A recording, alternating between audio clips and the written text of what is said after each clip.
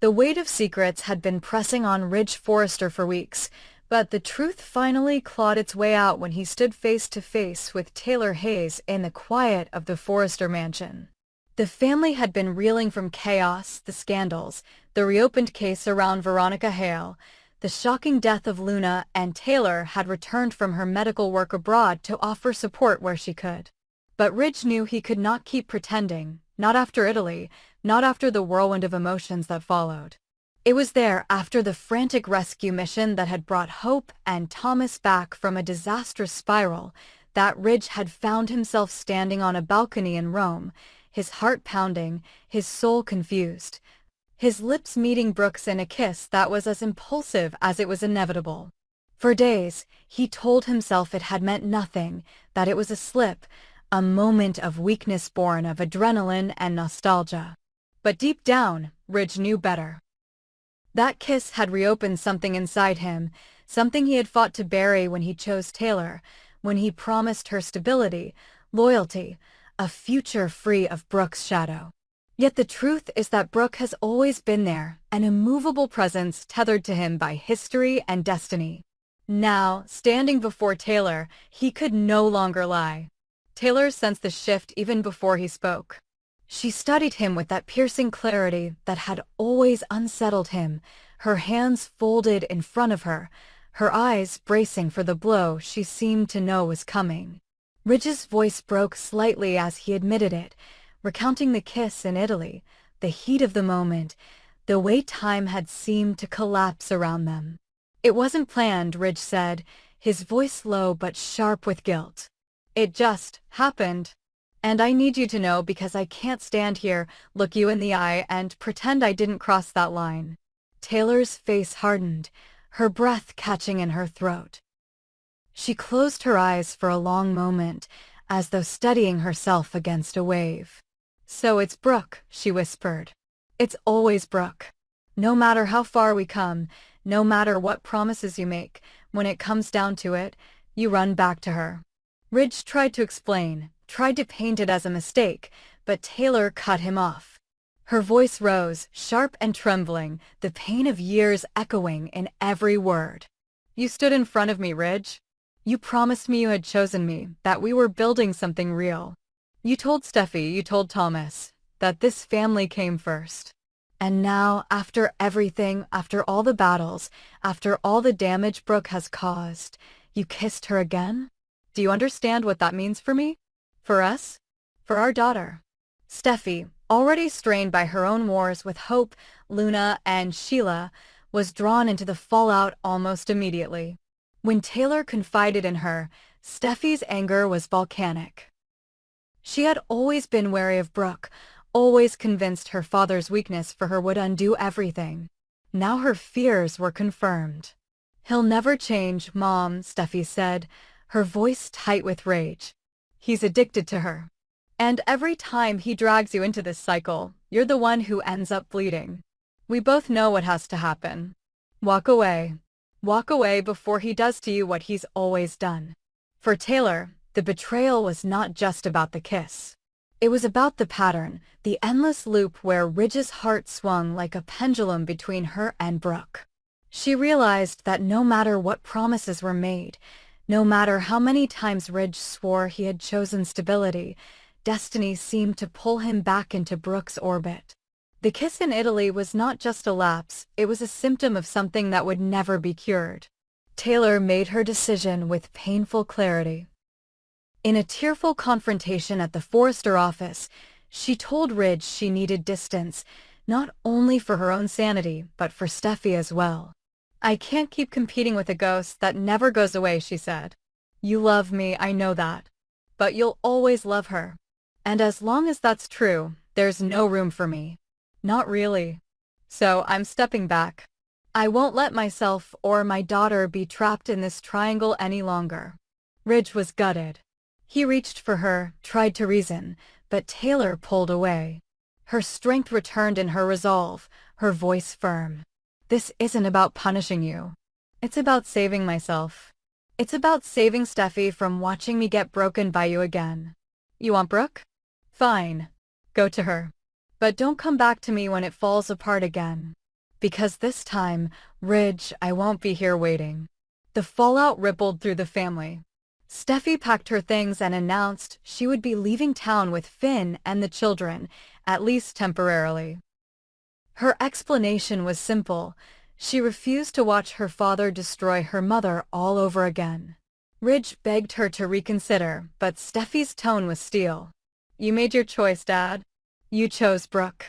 So you'll have to live with what you've lost. Meanwhile, Brooke was caught between relief and dread when she learned the truth. She had felt the electricity of that kiss in Italy, had hoped it meant something more, but even she had not expected Ridge to confess it to Taylor and risk blowing up his entire family. Now, as Taylor stepped back and Steffi prepared to leave, Ridge gravitated toward Brooke, drawn to the woman who had always been the gravitational force in his life. He told her the truth, that no matter how hard he tried, no matter how many times he attempted to move on, it always came back to her. You're it for me, Logan, he admitted, his voice heavy with weariness, but also something close to relief. Brooke, however, was not entirely celebratory. She knew the cost of his confession. She knew that once again Taylor had been wounded, Steffi alienated, and the family fractured because of the bond they could not sever. For a moment, even Brooke questioned whether this so-called destiny was worth the endless pain it caused. But Ridge insisted, reminding her that what they shared was not just passion but history, a connection that had survived betrayal, marriages, divorces, and wars that would have destroyed lesser couples. We've always found our way back to each other, he said. No matter what. This time, I don't want to fight it anymore. The family was divided. Eric, weakened by recent health struggles, expressed disappointment at Ridge's inability to maintain stability with Taylor, but part of him could not deny that Brooke had always been Ridge's truest partner. Thomas, surprisingly, chose silence, unwilling to interfere after his own string of scandals. But Hope, of course, saw the shift as an opportunity. With Steffi gone, with Taylor retreating, she saw Brooke and Ridge's reunion as a restoration of balance. She even dared to hope that it might soften Steffi's grip on Forrester Creations, giving her own line more room to shine. Yet beneath all the personal drama, the timing of Ridge's confession could not have been worse. With Veronica Hale alive and circling, with Luna's shocking death unresolved, with Bill Spencer escalating his hunt for the truth, the Forrester family needed unity more than ever. Instead, Ridge's choice to reignite his bond with Brooke left fractures that threatened to collapse the entire dynasty. Taylor, leaving Los Angeles quietly, confided in Steffi one last time before her daughter departed as well. Her words carried the weight of resignation and freedom. We deserve better than waiting around for him to choose. We'll make our own choices now. And maybe someday he'll understand what he lost. Back at the mansion, Ridge stood with Brooke, holding her hand, staring into the fire as the storm raged outside. He knew he had chosen her again, that his heart had once more followed the path it always seemed destined to take. But he also knew the cost, Taylor's absence, Steffi's departure, and the growing chasm within his family. For now, he told himself that love was worth it, that destiny had spoken, that being with Brooke was the only truth that mattered. Yet, even as he whispered Logan and pulled her closer, the shadows of what had been lost hung heavy in the air. Because this time, Ridge's choice might not only fracture his family, it might destroy the very foundation of Forrester itself. Electra was never one to play the victim quietly, and when the whispers about her supposed involvement with Will Spencer began to circle like vultures, she knew that silence would destroy her faster than any accusation. Instead of retreating, she launched a full-scale counterattack, transforming the rumor mill into a battleground and framing herself as the one who had been manipulated, deceived, and thrown into a vicious game she never asked to play. The campaign was sharp, relentless, and orchestrated with precision. Within hours, #ElectraSpeaks began trending across every platform as she released carefully curated statements, exclusive interviews, and above all, evidence. evidence that would turn what had been a quiet storm of speculation into a nationwide scandal.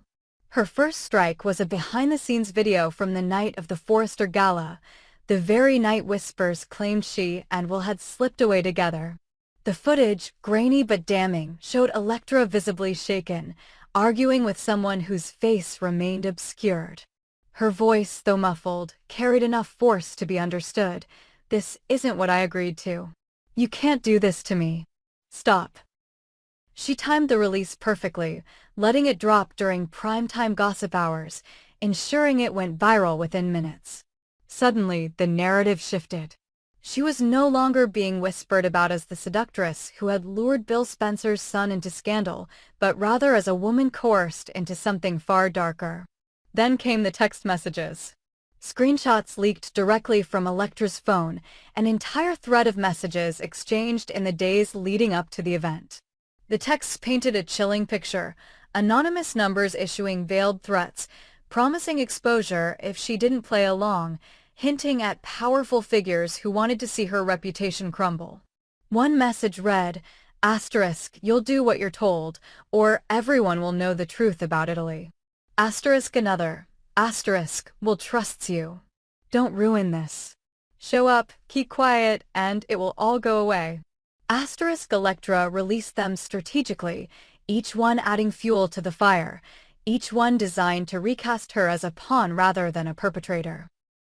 The press latched onto the phrase, "the truth about Italy," and speculation spiraled into overdrive. What had happened in Rome? Was this connected to Ridge's kiss with Brooke? Was Elektra somehow tied to the chaos that had already fractured the Forresters? By the time the third wave of her campaign hit, Los Angeles was drowning in questions. The third strike was the most devastating.